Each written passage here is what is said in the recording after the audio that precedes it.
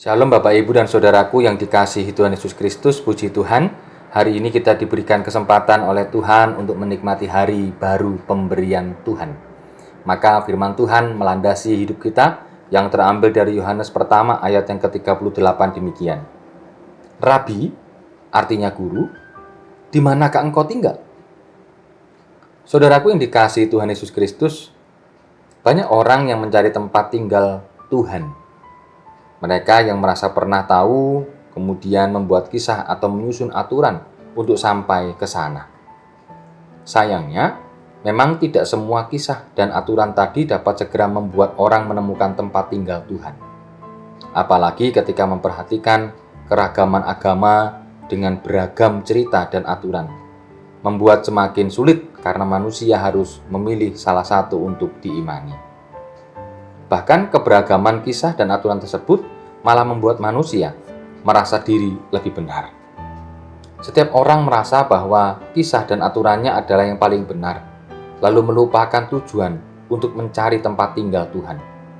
Maka timbullah perselisihan.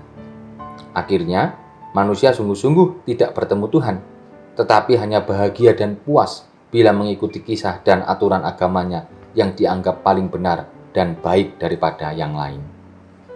Apakah memang harus demikian? Sebenarnya singgasana Tuhan itu ada di segala tempat.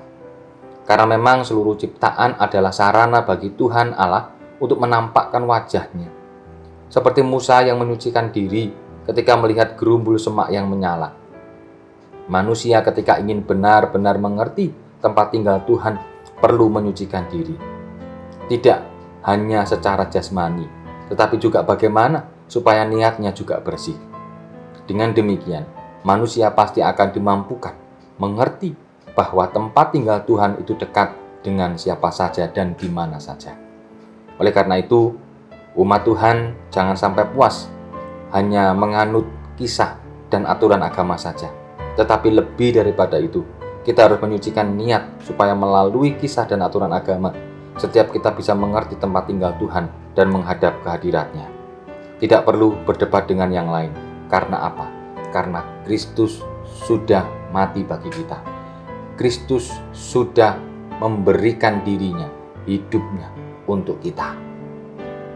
Tuhan telah memberikan teladan tentang kasih dan bila kita meneladani kasih dalam kehidupan, maka kita menemukan Tuhan dan itulah Tuhan tinggal bersama-sama dengan kita.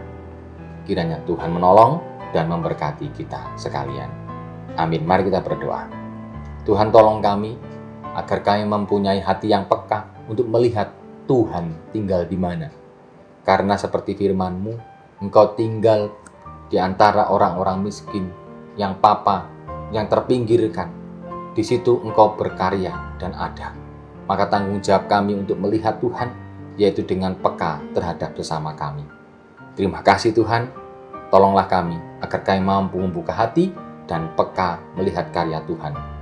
Di dalam nama Tuhan Yesus kami berdoa. Amin.